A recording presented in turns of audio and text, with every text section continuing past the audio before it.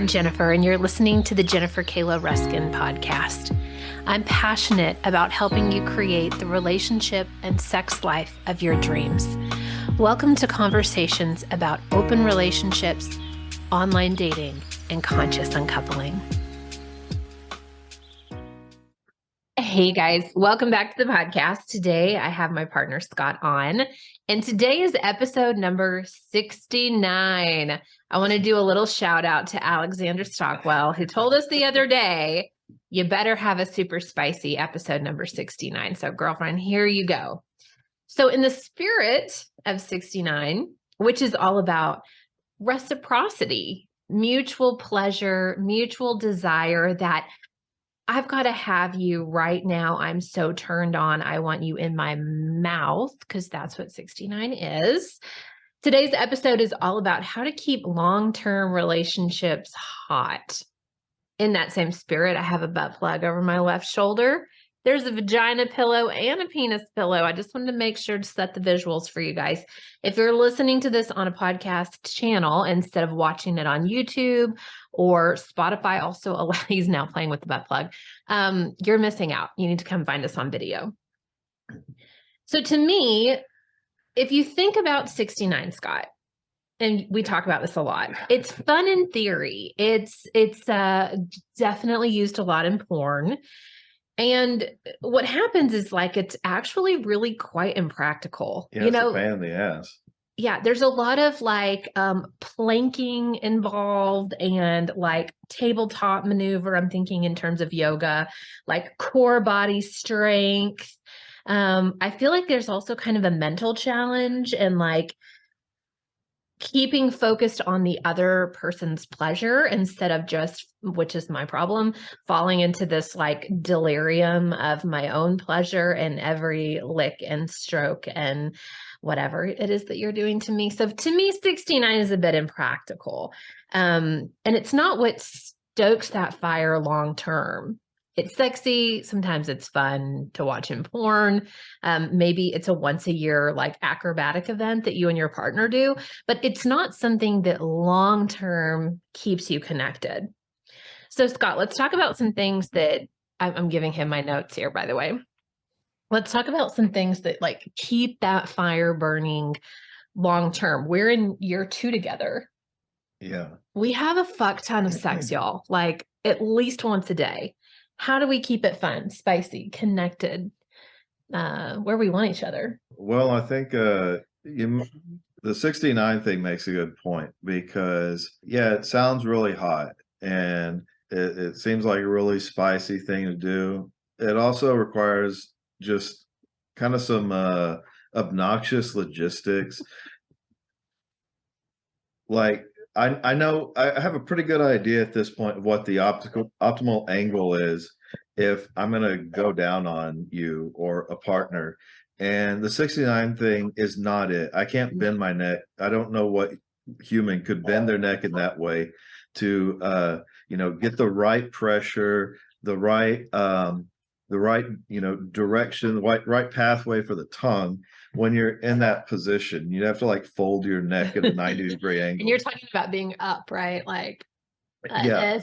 Okay. Yeah, it's ridiculous. So what I'm getting at is when we're like, if we're in bed cuddling or we're sitting on the couch and I'm just teasing you and fondling you and getting you all warmed up, like our go-to is definitely not, okay, now let's go do some ridiculous acrobatics to get into this hot 69 position. It's like, let's go in there and just get our bodies together and put our mouths on each other in a way that feels natural and get connected. And that's really hot.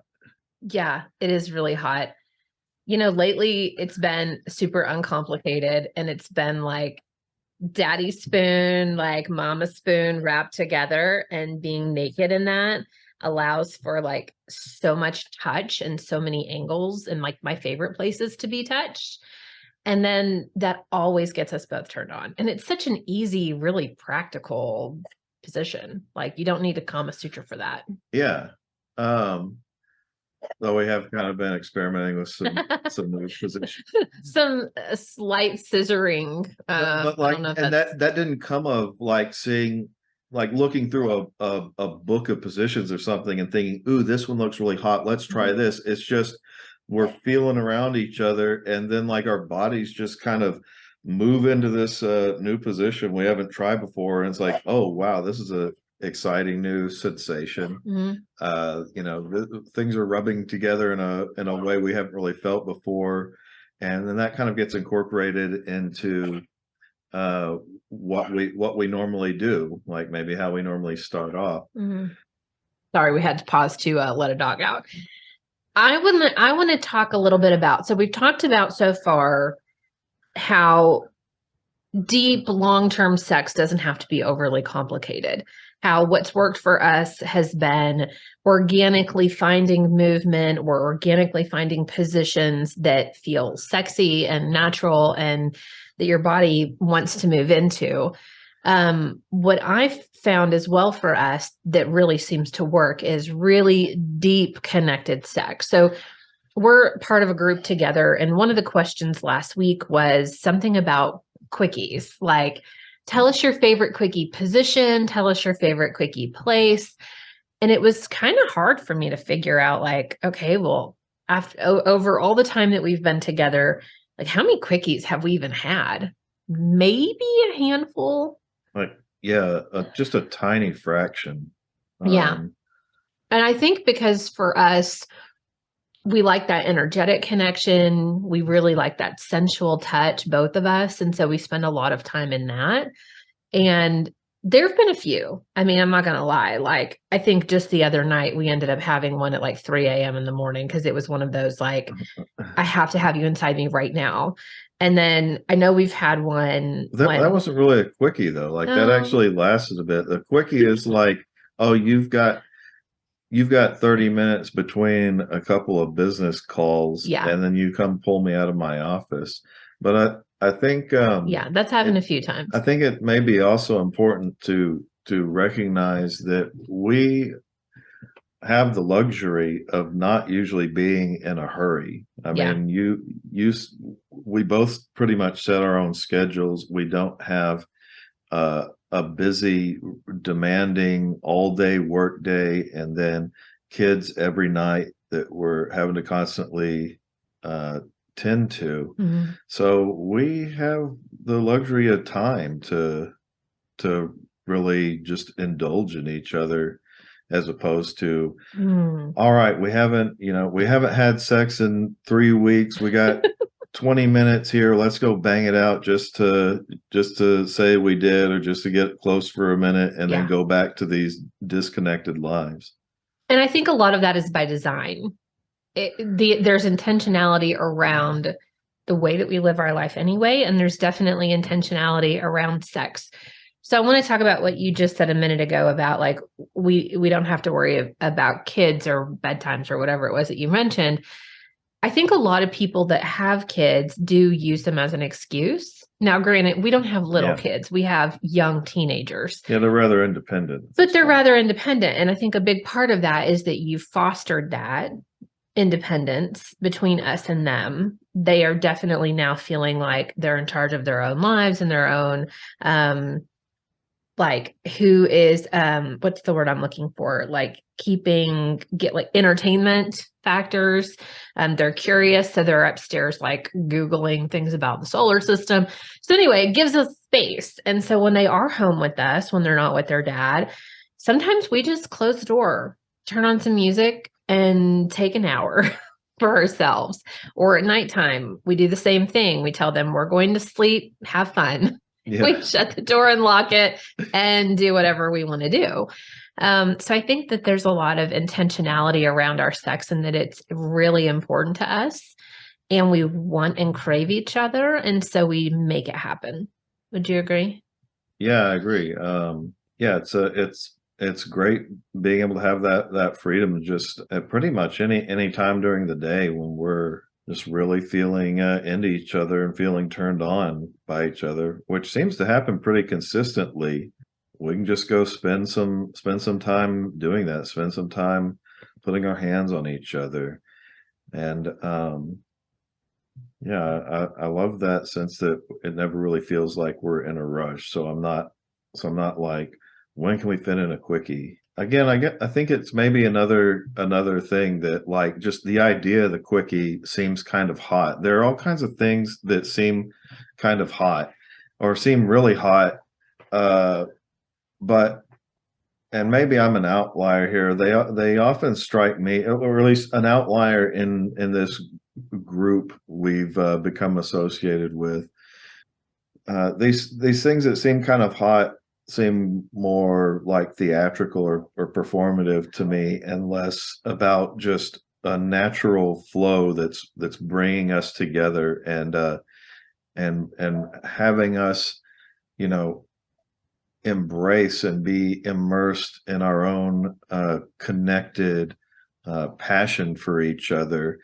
um, that certainly turns me on a lot more than the idea of, performing some new fetish act or something, incorporating a new toy. I just I just like getting my hands and mouth and body all over you. And like that still really does it for me. Yeah. The first thing I want to say, I always go to like our blueprints because Yeah. I think ours are very much the same. And so I know that you have makes those things blueprints. easy. I'll put a link in the show notes to Jaya's erotic blueprint quiz. If you haven't taken it, I encourage you to take the paid version, not because I get anything from it, but because then you understand at least your top two blueprints. So for me, again, Scott and I are very centrally connected. Like you can't see my hand, but I'm holding his right now. He's touching me. Like there's this loop of energy between the two of us. I'm getting wet just sitting next to him having this conversation, just saying it's true. Oh yeah. Yeah, we can go bang it out after this. um, we're also very energetically connected. So we're centrally connected, we're energetically connected. And that's very different than, let's say, if you were very high in energy and I was very high in kink, we couldn't be having this conversation while you like give me a whack. Like it's not going to work. Right. So, anyway, it's important, I think, that you understand your specific blueprint and your partners. I did do an episode on this, and I'll put a link in the show notes of how to take their blueprint and how to kind of make love to them all day so that at the end of the day, they're ready. If they're energetic, you've had an energetic connection and exchange all day. Maybe you've sexted. If they're sensual, maybe you're sending them pictures of what you're wearing or something sexy that you did, or you're sending them off with a little makeout session in the morning. You kind of get the idea. So we've talked about, I would say, like some ways that we do foreplay, some ways that we figured out positions that work well for us. I don't know if we've talked a lot about the connection that we have when we have sex, like that looking into each other's eyes, that like deep soul connection. Even just the sweet, like when we're laying on the pillow next to each other and we're like looking at each other and rubbing our fingers over each other, like that sweet connection in the beginning. If you're thinking about, again, from a meta perspective, long-term relationships, keeping them hot, keeping them connected, how important is deep connection for you? Well, when you talk about that, when you mentioned connection, I'm thinking, what does that really mean? What does that feel like? Yeah. And I think about how like when we're together and I'm moving my hands around on you and I'm feeling you. And for me, that connection manifests in the form of me being trying to be very attentive to how you are responding to everything I'm doing, or trying to read your body language, your expressions, and and feel intuitively what it is you want me to do, or where you want my hands to go, or not necessarily like you're directing me, but trying to have a sense of okay, I understand you. I recognize your body language and I can feel where you're like where my fingers need to go next. That's really going to drive you wild uh or what the pace needs to be as opposed to, performing a routine. Even if Mhm. oftentimes maybe it seems like we do have a pretty, regular uh sequence of sequence of action. Yeah, at least lately, Yeah, because it works. yeah, but it's I never approach it like, okay, these are the actions that I need to perform and go down a checklist. Mhm. And so when you say connection, or when I think of connection, I think a lot of that is about really being able to read your partner and understand what is working for them and what's feeling great, and being intuitive enough to let that guide.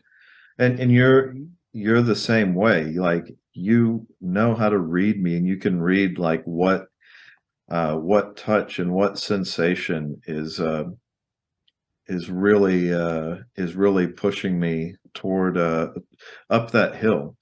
And yeah, Can I ask you a question sure. about that? Okay. I feel like you're much better than me. Like, I still feel like I'm guessing. Something as simple as like, does he want my fingernails? Does he want like just the tips of my fingers? Does he want more shoulder and arm play? Does he want lower body? Like, I still feel like I'm learning your body, but you are obviously a master at mine because it works really well. So, how would you encourage men that are listening to this? We have several even that we've encountered even just over the last few months that are like kind of confused about how do I intuitively know what my woman wants, or how do I turn her on through touch? Like, how I don't understand how to listen for the cues. Or is there like a more sultry way to do it than direct? Like, I love what you were talking about. It's not like we have a set of checklists. Like, we're not going off to like an Apollo mission where there's this checklist of like clicking buttons and flipping knobs, which I've experienced before, which is not fun when you know the very next move is like right nipple, left nipple, Yeah. kiss on the left part of your neck. Like, that's not fun. And I feel like for you, there's this it's kind of an innocence about it. Like, it starts where you'll kind of take your arm and like brush it across me this way, like just high enough where you're not on my nipple, but I want you to be. And then what happens? Like, how do you know that I want more? Oh, well, I can feel it. I can feel it in your breath. I can feel the way your body starts to move, like you start, kind of pushing your ass up against me. And I'm like, "Oh, okay. Well, I know where she wants this to go."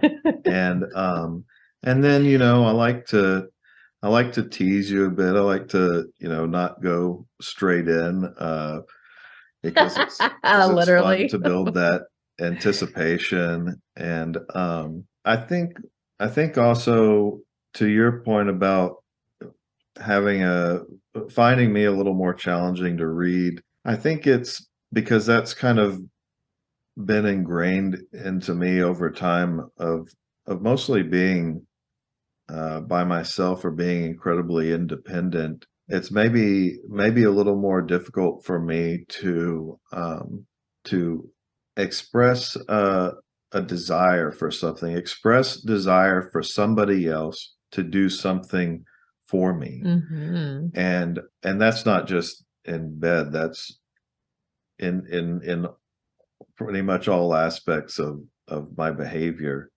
Um, and I think that's probably not uncommon to men in general. I mean, I've seen a lot of women say that they wish that their partners were more expressive or made more noise. And I think it's kind of a difficult balance, because on one hand, if I'm trying to please you, a lot of my sensory focus is on that, and it's on reading you. And so maybe I forget to let myself enjoy the sensation of whatever you're doing, or to the degree that I can respond to it, like vocally, or respond to it in my body language. Mhm. And I think that's just something that I'll have to get more comfortable with, Yeah. or like let myself be more expressive. You have become a lot more expressive lately, Mm. even just this morning. How does it feel when I react to you being vocal? Oh, well, it's great. It spurs me on. It's kind of exhilarating and motivating, and makes me want to keep doing that. Would you give our listeners some examples of some of the ways that What Mm. example? Yeah, because I think a lot of men really struggle with this.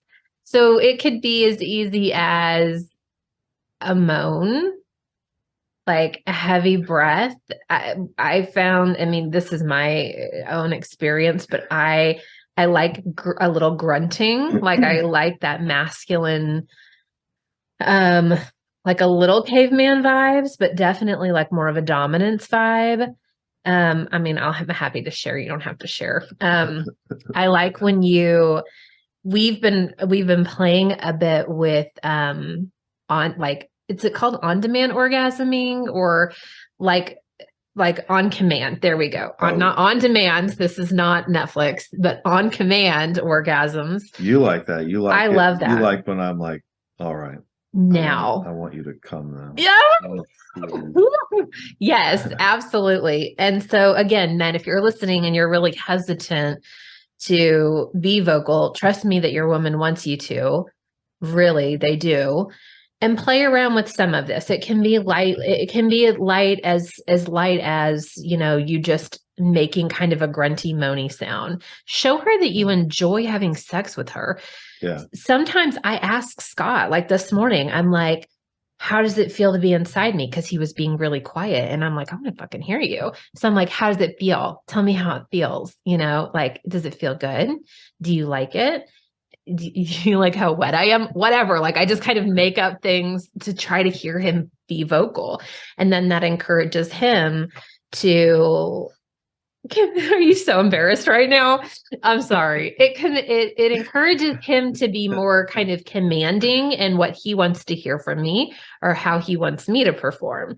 So I've had experiences where the man is like, I want you to come for me, right? Or like, I want this or I want that. And it's really fucking sexy. I'll Yeah. stop. I feel like you want to say something. No, I lost my train of thought. No, you didn't. Oh, that Anyway, yes, please use your voice. What else was I going to say? The last part to me is feeling each other's energy. And so I wanted to touch on this because I get a lot of questions when I say things like, I had 15 orgasms. Like, I'm not lying. I literally had 15 orgasms. And for the woman that's listening, going, I don't even know how to have one orgasm. Like, I've never even orgasmed in my life. You see his hands. um, the first thing that I would say is learn how to feel your own energy system.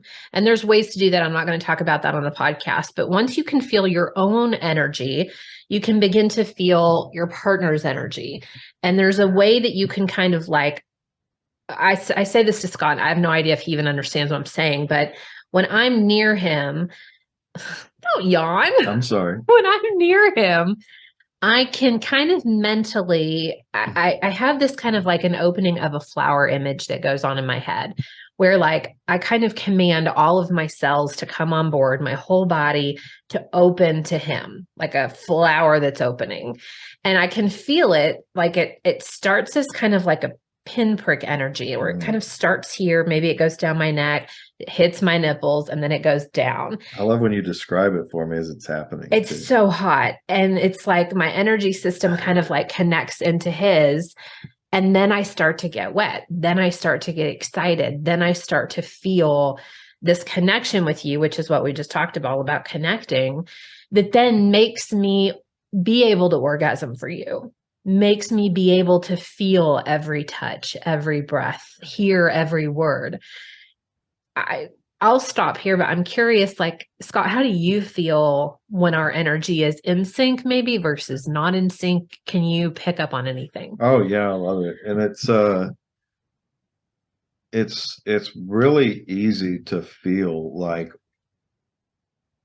days where we're feeling really connected, and where I can feel that you have this like constant level of, being a little turned on, and I can just walk up behind you and brush my fingers across your back, and it kind of keeps you primed throughout the day, versus days where, we've had a miscommunication or something, or we're uh, misaligned on something, and it's like there's a void between us. Mhm. So which then makes me want to reestablish that warm connection. But I really enjoy that idea that I can, just come up to you randomly throughout the day and give you a hug or just a light caress, and it keeps you like vibrating throughout the day, Yeah. and keeps us feeling connected and feeling warm toward each other, almost like a very mildly intoxicated, for each other. Which is such an important feeling to know how to get back to when you're in long-term relationship. So I think some ways to know, am I staying connected energetically with my partner or not, is how does your body feel? You were talking about kind of like this abyss, this cavern that's in between us. I feel it kind of like a shell where I'm very much in my own energy and you're very much in your own energy. And there's like, no, it's not penetrating each other. It feels very cold, right? And Mhm. when we're online and everything's open like the flower, right? To your point, it's intoxicating. It's like throughout the day, I find we gravitate to each other. I'll be in the kitchen and he'll hear me and he'll come out and put his hands on me.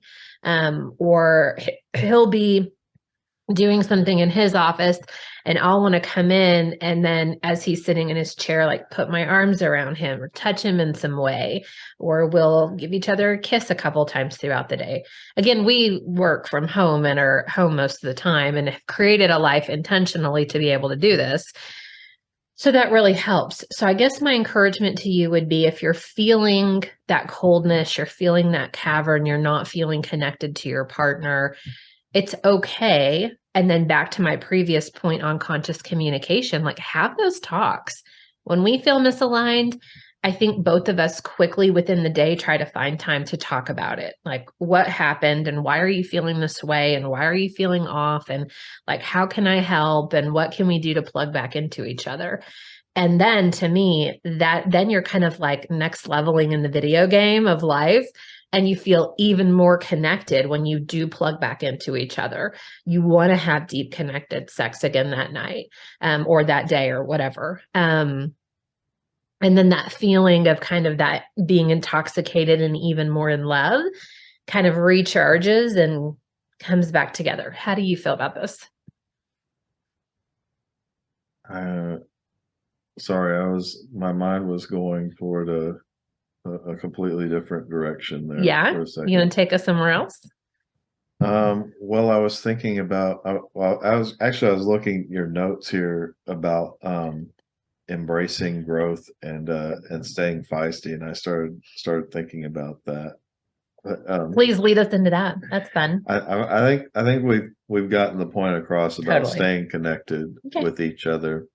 Something I was thinking about that maybe ties into embracing growth, Mhm. um, is I imagine, as a lot of your listeners know, you've had this not just fascination with, but intense desire to explore and pursue some aspects of non-monogamy or openness, exploring some aspects of an open relationship, and which you view as growth, and I can see that to a degree. Um, and it's not something that I felt naturally inclined toward, but I did feel naturally inclined to uh, participate with you in whatever aspects of your sexuality you felt uh, drawn to explore. So we've kind of dabbled in this non-monogamy. I'm a little loath to say lifestyle because I don't like identifying with that label, but uh, for simplicity's sake, we can say we've kind of dipped our toes into that world. And something that occurred to me is it's really hot to think about like bringing another woman into the bedroom and flirting with another woman, or flirt, or for people in general that are doing this, you know, flirting with another potential partner or another couple. And I thought about how, a lot of times we'll be in bed and you'll, tell me about some flirty conversation you had with another woman, or I'll tell you about a woman that I've talked with and that we're interested in, and you'll describe, things you want to see me, you want us to do with her, or things you want to see me doing with her. Mm-hmm. And I was thinking there's this fine line that I have to be mindful of, where you thinking something hot is Mm-hmm. what turns me on and what drives me, as opposed to me just thinking, oh, well, this lady's really hot. The thing that's driving me is I want to play with this other woman, or I want to have sex with this other woman. And I have to differentiate between that and being like, I want to, I'm excited about this other woman participating because Jen's going to think it's really hot. Like, Mm-hmm. because I'm going to be able to look over and see how much it turns Jen on for me to be, using my hands on this other woman. And so I think there's a potential there, like maybe a fork in the path, where one way I could be, just diving into this this this opportunity to just keep flirting with and going after other women, Mm-hmm. uh, and letting the exhilaration of that turn me on, versus the other branch of the path is I derive exhilaration from the idea that us doing this together is really going to turn you on. Mm-hmm. Does that make sense? Yeah, absolutely. And I think maybe that's a potential pitfall for people who get into this lifestyle, hoping that it's going to add or maintain spice in their relationship, Mm-hmm. when in actuality I think it presents a lot of potential to draw a couple apart. And so I have to make sure that I'm enjoying this and finding excitement in it for the right reason, for the purpose of us having something exciting together, Mm-hmm. versus just chasing after exciting new opportunities where you're tangential, or you're kind of a side part of that. Mm. Yeah, and I really appreciate that that's how you like not only view but also execute on our extracurricular activities, that you are so mindful of, does this woman also like Jen? And if Yeah. yes, then I'll bring her to the table, and if not, we can be friends, which I appreciate. Yeah, Yeah. if like something I've thought, I've been aware of, if I've been chatting or flirty with another woman is, does she seem excited about, at least as excited about Jen as she seems interested in me? Because that really does it for me. If, like, she talks about how hot she thinks you are, or how she wants to talks about it with you being involved, or fantasizes about you being involved in that, like that really does it for me. Yeah. And I would say same, from the enjoying pleasuring you with someone else and watching how that brings you delight and pleasure in your own face and your own actions. Sharing you definitely turns me on, and doing some spicy stuff together. So when we do find a woman that's interested in both of us, if we're going to send her naughty pictures, doing it together, doing it in a way that incorporates both of us, so that it's very. That was fun what we did. I know. Doing it in a very unified way is really hot and sexy. And not that we're saying, of course, if you're listening to this and you're in the lifestyle and you date separately, absolutely fantastic for you. Our dynamic is that we date together. And so that's obviously just our perspective. Do you have anything else to add to this, or can I add a couple other areas of growth that are not sex related? Okay. What I have found really exciting about having you as a partner, Scott, is that you're committed to growth in your entire life. And I think a lot of that is just who you are. It makes what you're made of. I think you've always been curious. You've always been a learner.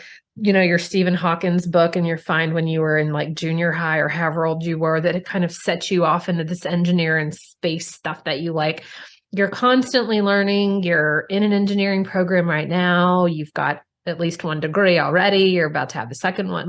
Well, same with you, constantly looking for new ways to expand your business, or take your business into, or create new opportunities, or learn. You're so willing and eager to hear new perspectives and learn new ways of viewing things, and you're incredibly successful at it as well, which I find you challenging and formidable, and it's so attractive. Like, it keeps me really really turned on by you, and desiring you, and the way that you grow and are enthusiastic about growing. Baby, thank you. So many nice you. things. Let's just kiss each other's ass. Oh my God. Oh, yeah, we still have one more point. I think the way I would close out the growth segment is, if you're dating and you are trying to be interesting and nobody seems to think you're very interesting, go get curious, like have things to talk about. I think it's important to have this kind of this energy of curiosity throughout your entire life. And Scott is the first partner I've ever had that like actually has the same level of curiosity. And throughout the day, it's like, oh, I'm curious about that. Let me go get on Google. Oh, what's that song? Let me Shazam that and add that into my playlist. Like, there's constantly this level of curiosity that I think spices up the rest of our lives, which brings us into our final point, which I'm going to let you lead because this was yours. Stay feisty. Well, I mean, stay feisty is. I mean, I queued it up. That's your wording. My wording was stay challenging, but it kind of follows on from what you were just describing. But also, maybe, one aspect of that is being playful, being, I don't know if hard to get is what came to my mind. Was like, occasionally you get a little bit bratty, or you demonstrate personality traits that I have to adapt to. Not in any sense being difficult. I don't mean that in be difficult, but be dynamic, be willing to express new aspects of your personality, or express whims, and and be playful. And, sometimes you surprise me a bit, well, I guess for me, it seems like a pretty substantial period of time that we've been together, and a little over a year. But then there are people that have been together for so much longer. Yeah. But, you still will, these little aspects of your personality, you'll will jump out at times and catch me by surprise. And I find that exciting. I find it exciting that you're willing to let yourself express uh, these different playful aspects of your personality. But in a more general sense, I would say stay challenging in the sense that it it it goes along with the growth. You're always trying to grow who you are as a person, and that makes you a little bit intimidating. A person who's able to grow and a person who's able to learn and desires learning and desires uh, uh, making the most of new opportunities, that's a little intimidating because the default state is complacency. I think a lot of people are complacent, and they become complacent in who they are. They become complacent in their relationships. They and there's something to be said for that. There's something to be said for feeling completely comfortable and accepted. But at the same time, I think that it's important to always be trying to be a more worthwhile person for yourself and for your partner. And so I appreciate that about you, that I appreciate that I always find you a little bit challenging and a little bit intimidating, not difficult, and not like you cause me anxiety, but you give me the thrill of always needing to pursue you and needing to stay on my game for you. Which is fun, which is an exciting and exhilarating feeling.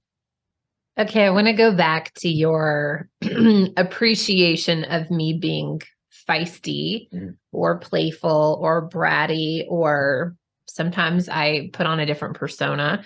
Sometimes I use a really obnoxious British accent that he hates, that I think is hilarious. That's not sexy. That's just, well, okay. That's now we know how he really feels. I guess it's sexy, and it makes me want to like spank you when you do that. So that's my part of my brattiness. Spank that accent out of your mouth. Scotland, let's play. Yeah. or like gag you, Oh, that's kind of fun. I like it when you do that. Okay, I want to go back to that feeling of being. I tell you what, I said I was going to fuck the brattiness right out of you. Yeah, I like it when you do that. Yeah. Yeah.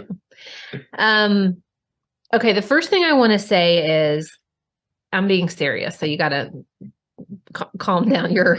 Okay. The first thing I want to say is sometimes you don't feel safe to be bratty. Sometimes that's not something that you get to do. And I would say in my last relationship, it wasn't that I didn't feel safe to be bratty. It felt like my partner couldn't handle it, that he would have his feelings hurt, that he wouldn't understand what I was trying to do. He wasn't syncing with your sense of humor. No. And so I instead felt, and I think a lot of you that are listening are going to feel the same way. Instead, I felt a tremendous responsibility to take care of everyone, to do the laundry and do the chores and like make the dinner and be this business owner, and like all of this tremendous responsibility on my shoulders, where I didn't get to feel bratty. It didn't come up. It's never come up before until you. And when you moved in, and I realized that you're hilarious and you're kind of bratty and you're this just fun energy. Like my nervous system finally felt calm enough to be able to breathe and then like step into that energy, where I remember one day in the kitchen, I don't know if I was changing out the trash or doing something I normally would have done anyway. And I was feeling a little irritated with you for whatever reason. And I started being a little bit bratty. And then you met me, and not only like you didn't cower to my brattiness, you didn't act like you couldn't contain it. And in fact, you kind of roped your energy into it, and you were like, oh, really? And then you do that mocking girl voice that you do whenever I say something, and you're like, oh, really? Is that what you want? And I was like, fuck yeah, this guy can hold me. I can be a little brat, and he's okay with it. And I don't do it very often. I did do it this morning, and it resulted in some very nice sex play that we had this morning. So thank you for letting me feel safe enough to be able to let the brat come out a little bit. And if you're listening to this and you find I've never gotten to put that energy on. Like I've never gotten to step into brat or step into princess or step into queen or like whatever the energy is that you really want to feel. Maybe take a look at your life, take a look at your relationship and see if you've he's yawning again. I'm sorry. See if you've created an environment intentionally to foster that safety so that you can feel that. So in other words, are you so fucking overwhelmed with paying your bills and surviving? You're not going to be able to be bratty and fun. You're not going to get to have sex every day. You're in survival mode, right? So what little things can you do in your life to slow down? Can you get in your schedule and block time off for yourself, block time off for self-pleasure, block time off for sex with your partner, block time off to breathe or read a book? That's where things start. It's all in your calendar. That is like my secret to life. Start to put breathing room in so that you are okay. Then take a look at your relationship. Like, am I with a partner that supports me fully and allows me to be playful and allows me to be a little bratty and wants to have sex with me, that desires to have sex with me? I mean, this is episode 69. It's about sex, right? Scott, I know that, Which one isn't? that's true. I know that, back to the desire thing, we have something very unique with each other where I think there's kind of this constant pulsing of desire between the two of us that makes us want to make love often. Have anything you want to say about that? And is it different than other relationships that you've been in? And why do you think it's there? I don't know. Well, it's definitely different from other relationships I've been in because I've never been. I've said this to you a lot of times, Yeah. and it's a little bit hyperbolic, but I don't feel like I've ever been in a relationship with a grown-up woman before, like a woman who was successful and capable and mature and at about the same place in life where I am, or at least in quite a while. I don't know, maybe this is probably a whole other topic or episode or something, but I think there are a lot of men who chase after somebody that is not a challenge for them, and that they can easily intellectually or emotionally dominate. And I don't feel like I've chased that before, but it's just so happened that the few relationships I've had in recent years have been with people that I didn't feel were any sort of a challenge for me. At the risk of sounding arrogant, they were a few years younger and just not at nearly the same place in life where I was. And so I think one of the big things that keeps it so exciting with you is that I feel like I'm with an equal, or somebody who exceeds me in ways and challenges me to keep up. And so that's been a big part of this for me, that keeps it exciting and keeps it arousing. Yum. I mean, that feels like a pretty good place to stop this podcast, to end it. I feel like we've covered a lot of different things, including, let's see, what did we start at? Take us down the road. Do you remember what we started at? I like to do a little recap. Oh yeah, with the impracticality of 69ing, or just sometimes the stuff that sounds really hot, that sounds stereotypically hot, is maybe not the best way to really explore a connection Mm-hmm.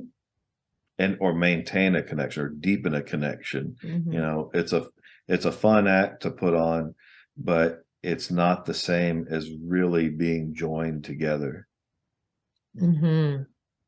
Yeah. Then we talked about embracing growth in our own sex lives, growth in just being a fun and interesting human, growth in being constantly curious, and how that is super arousing to someone that is your partner, or that if you're dating. I remember the second time I was dating, so it was divorced. I know I was like, we're going to end this podcast, but I remember the first question that men asked me was, what are your hobbies? I was like, what the fuck are you talking about? Like keeping humans alive and changing diapers? Like, I haven't read a book in a decade. Like, I'm literally just, that's where I'm at in life.